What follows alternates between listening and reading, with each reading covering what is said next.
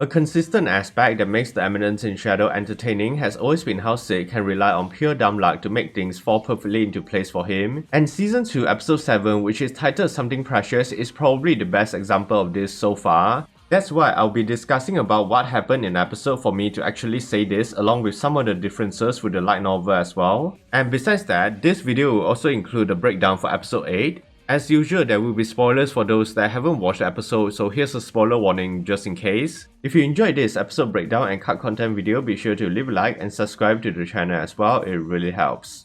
Now then, it seems that the counterfeit money has made quite a significant damage on the overall economy, and distrust for paper currency has grown a lot. And within the Mitsugoshi Company itself, Ita was busy trying to decipher Shadow's coded message while Beta and Neil were busy dealing with the company's state of affairs. As this was happening, a completely despondent and broken Alpha was hiding inside the main office, and the light novel actually does a better job at detailing her despair. But granted, light novels have always been better at providing perspective, so that's hardly a valid comparison. But continuing on, Gaima will try to comfort Alpha because Alpha was disgusted at herself for failing to meet the expectations of Shadow, and the conversation they had, like reporting about the closure of all the MCA stores and what Mitsugoshi is doing to weather the credit collapse, were quite faithful to the source. In fact, this is probably the most accurate interpretation of the light novel so far, having their conversation being translated word for word in the anime. Even the latter sequence of Neil reporting about Getan and the MCA being associated with the Cult of Diablos, and Beta arriving to deliver the deciphered note Shadow gave her revealing his true intentions for betraying Shadow Garden followed the light novel exactly.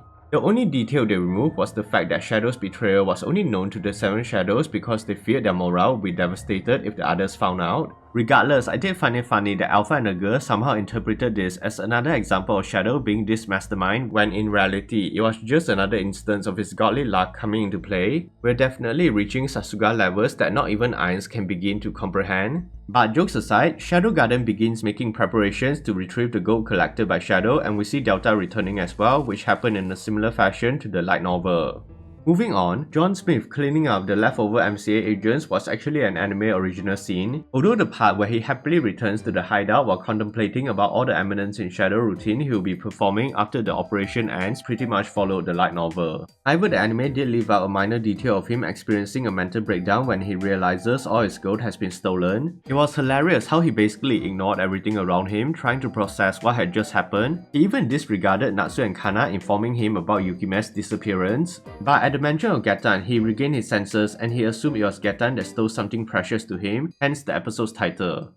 That said, the conversation that Gata and Getan had inside the carriage about the growing number of people exchanging paper money for gold and how they still haven't discovered John Smith did follow the light novel, but with some minor differences. For instance, in the light novel, this conversation actually took place inside Getan's office and his reaction was much more furious as compared to the episode version. In addition to that, Gata manages to trace the counterfeit money back to Yukime's Snow Fox Corporation and reported this to Getan, unlike in the light novel where he was only suspicious about her involvement. And the part where Getan manages to sense Yukime nearby was added by the anime, that's why he left the carriage to find and confront her.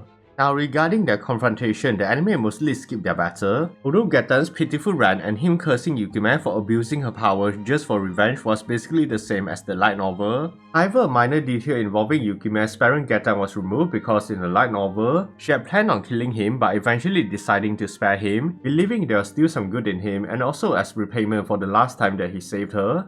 But as Yukime was about to leave, Getan would consume the tears of Diablos, and not only did he become stronger, the anime even added the detail of him regaining his eyesight. He proceeded to cut down Yukime, but before he could kill her, he was stopped by John Smith and their meeting was slightly different. In the anime, John appears out of nowhere to sucker punch Getan, whereas in the light novel, his entrance was much more dramatic, with him using his steel wires to cut the snow and the air around him. Furthermore, instead of the one-sided and brutal beatdown that Getan received from John like we see in the anime, their fight actually lasted much longer in the light novel and it was much worse for him as well. To explain, in the first part of their battle, even though Getan could sense John's wires and dodge his attacks, Getan still couldn't get close, so he consumed more tears of Diablos. For his second power boost, he managed to destroy the wires, but John doesn't care and just started punching him non-stop. And what made this worse was Getan's powerful regenerative capabilities, because imagine having your bones broken and organs ruptured, but then having it regenerate only to experience the same thing over and over again. And during this ordeal, Getan even recalls the masked monster who took away his eyesight years ago, but unlike the light novel, he doesn't make the connection that they were the same person. Anyways, luckily for Getan, his regeneration powers stop working and he can finally die in peace, but before he dies, he entrusted his precious treasure to John, and despite the solemn tone of the entire sequence, I can't help but laugh because this is just another giant misunderstanding. We have John who thinks that Getan stole his gold while Getan thinking that John stole his beloved, and Yukime thinking that John is confessing his love. Although for Yukime, I don't blame her, John even embraces her at the end and healed her injuries, so there's definitely mixed signals from him. Although it was nice that she recognizes John as the person who healed her long ago and the anime doesn't mention this, but the scars on her back were now gone.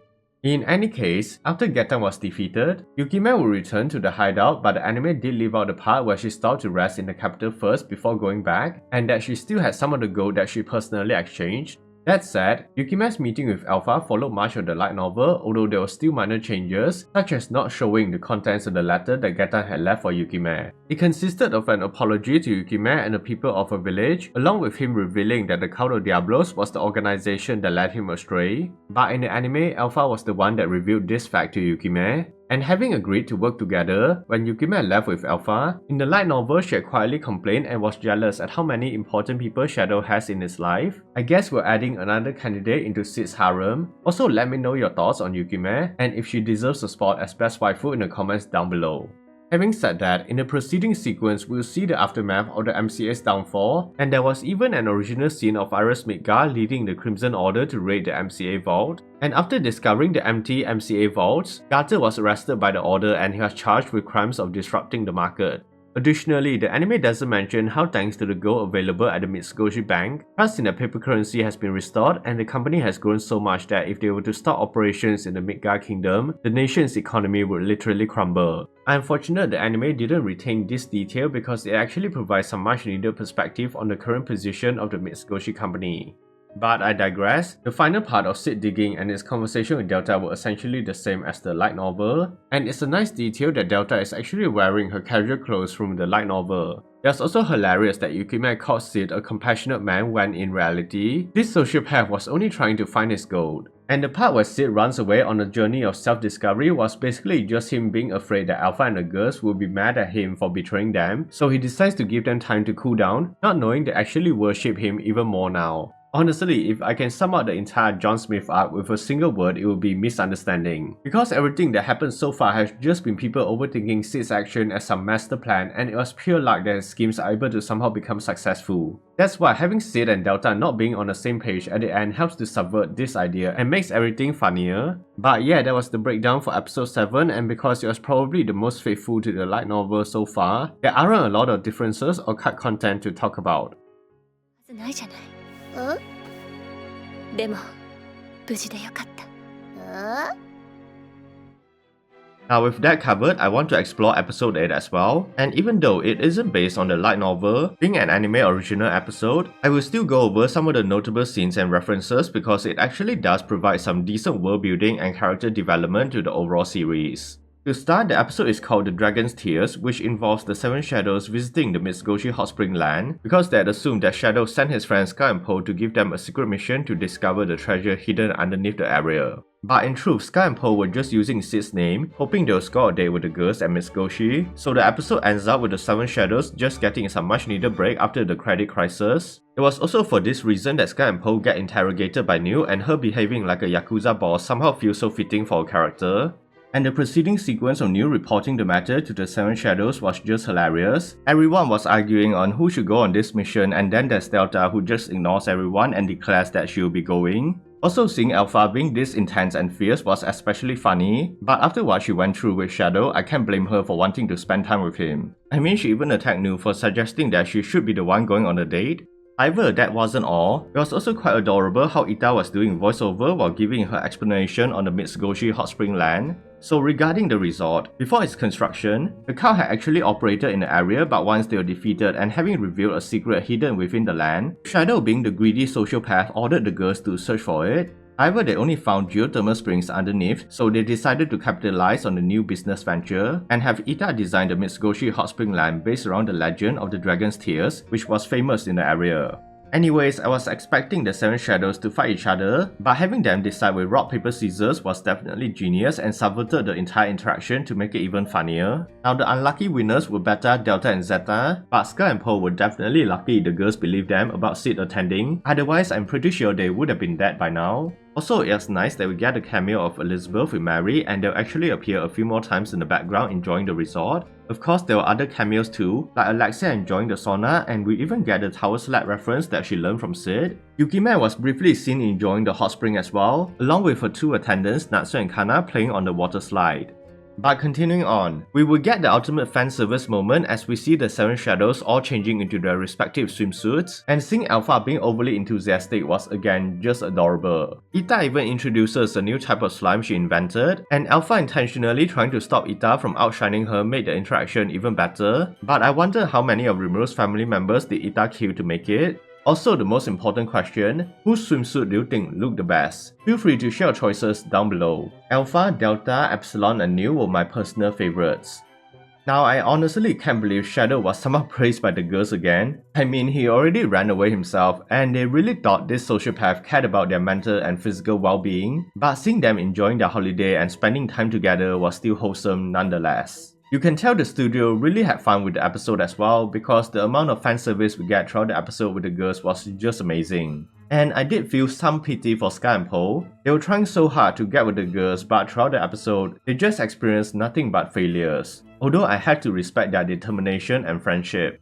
That said, it wasn't all leisure because in the hot spring section, Ita hinted there was something important about the area, and I found it funny how Beta was fantasizing about being Shadow's elf princess, but both Zeta and Delta were quite uninterested in her fantasies. Then we get some backstory about the legend of the dragon's tears, and it was quite a meta way of integrating exposition, having Lambda and the Numbers performing a shadow puppet show for them. Basically, long ago, there was a princess who befriended the dragon that she rescued, but because a war had broken out in the kingdom, the dragon decided to fight for and protect the princess. However, when the dragon returned to the princess, it found the capital in ruins and the princess on the verge of death, and seeing the princess's final tear, the dragon started to cry as well and its hot tears would flood the entire kingdom, which was likely the source for the hot spring. Luckily, the princess was revived thanks to the dragon's tears, and it was probably this aspect that made Ita suspect there was something special about the hot springs. And Ita was indeed correct because when tears come into contact with the hot spring, the magical energy of the water will fluctuate. However, it seems that the virgin tears from Sky and Poe were not enough, so Ita concluded they needed the princess's tears, and immediately chose Beta as a test subject. I really felt bad for Beta because Ita was quite savage throughout this interaction. Not only did she try to insert a very questionable item into Beta, but her remarks about all the nourishment of Beta going to her chest and calling her useless was brutal as well. She eventually made Beta cry and the tears caused the dragon to manifest from the hot spring, so the 7 shadows prepared to fight the dragon.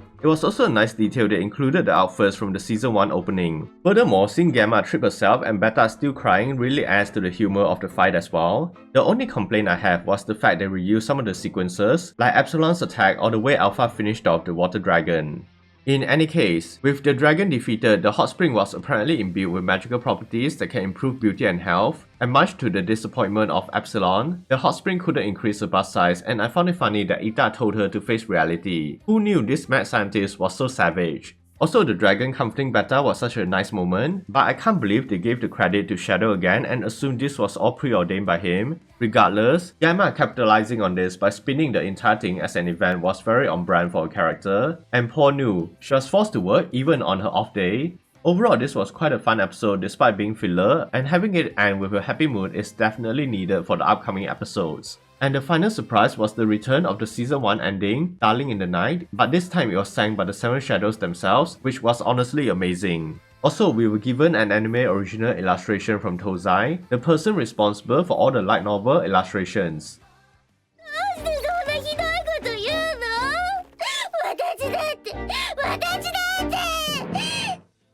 But anyways, that was my breakdown for the Eminence in Shadow Season 2 Episodes 7 and 8. The studio really went all out with the adaptation, and I genuinely enjoyed every moment. But what about you? What are your thoughts on both episodes? Let me know your answers in the comment section down below. If you enjoyed this cut content and episode breakdown video, feel free to leave a like. Don't forget to subscribe and hit that notification button to stay updated with all my content. Thanks for watching, and as always, stay safe everyone.